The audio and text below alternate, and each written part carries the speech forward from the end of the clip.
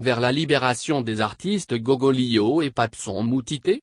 En tout cas, dans une lettre signée de l'ex-capitaine des éperviers accusé d'avoir traficoté le compteur de la compagnie Énergie électrique dans sa maison, revient en arrière au lendemain du mandat de dépôt du procureur de la République.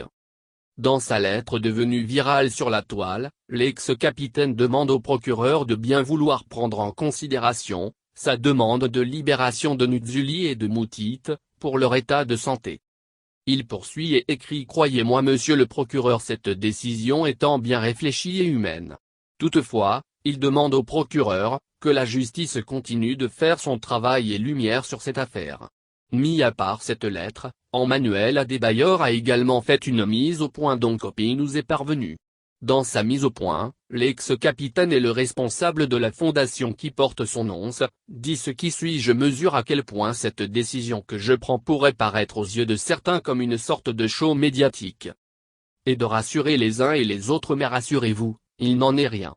Je suis conscient que plusieurs d'entre vous seront déçus, eu égard au comportement de Gogolio et Paxson envers de paisibles citoyens depuis des mois, mais je vous demande, comme je l'ai fait, de leur pardonner. Cependant, je demande à la justice de poursuivre son travail pour que toute la lumière soit faite dans cette affaire, dit-il. Adebayor, dans sa mise au point, pense qu'il a tout donné au Togo. J'ai tout donné au Togo. J'ai consacré une immense partie de ma vie au football togolais. Pour ceux qui s'en rappellent toujours, j'ai même frôlé la mort pour le Togo. Que ce soit les insultes ou les balles destinées à ma personne, je n'ai jamais arrêté d'aimer mon pays. J'ai tout donné et j'ai toujours donné. Je ne me suis pas arrêté au football. J'apporte toujours mon soutien dans de différentes communautés du pays, a indiqué M. Adebayor. Je voudrais remercier chacun d'entre vous pour les nombreux messages depuis le début de cette affaire m'opposant à Gogolio et Chantre Moutite. L'euphorie suscitée par l'affaire montre à quel point les réseaux sociaux occupent une place assez importante dans nos vies et que leur utilisation doit se faire dans le strict respect de la vie privée des autres. Les avis sont divergents sur la question, et j'ai pris le temps de lire tout un chacun. Ainsi, après moult réflexions personnelles et avec mon entourage, j'ai décidé de demander la libération de Gogolio et Chantre Moutite, qui sont malgré tout, mes frères. Je mesure à quel point cette décision que je prends pourrait paraître aux yeux de certains comme une sorte de show médiatique.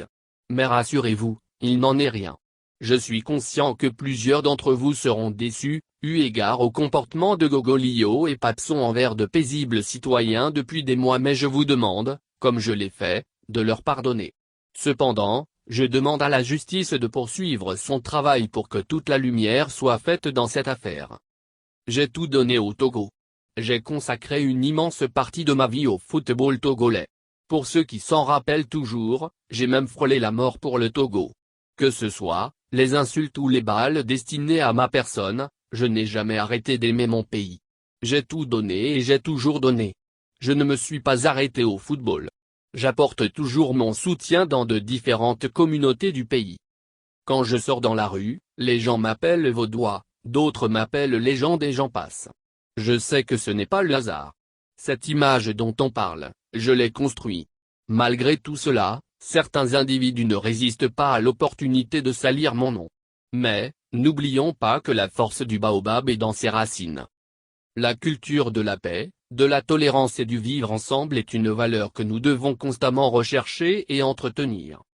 Les réseaux sociaux sont une chance formidable pour notre génération et celle à venir. Mais ils peuvent aussi, si nous en faisons un mauvais usage, se transformer en une véritable arme de destruction. J'ai aussi connu quelques moments d'écart sur les médias sociaux, mais j'ai toujours essayé de ne pas trop m'écarter du respect de la vie humaine et de l'intimité des autres. Pour revenir à cette affaire, je réitère mes remerciements aux forces de l'ordre qui ont su si bien jouer leur rôle dans cette affaire et surtout au procureur de la République pour sa promptitude. J'espère que cet épisode servira de leçon à Gogolio et à Paxson et au-delà à tous les utilisateurs des réseaux sociaux, surtout avec l'apparition du phénomène des influenceurs. Respectons-nous. Vivons ensemble. Évitons la calomnie et le chantage, surtout sur les réseaux sociaux. Ce sont d'excellents outils mais ils peuvent détruire aussi. Utilisons-les à bon escient.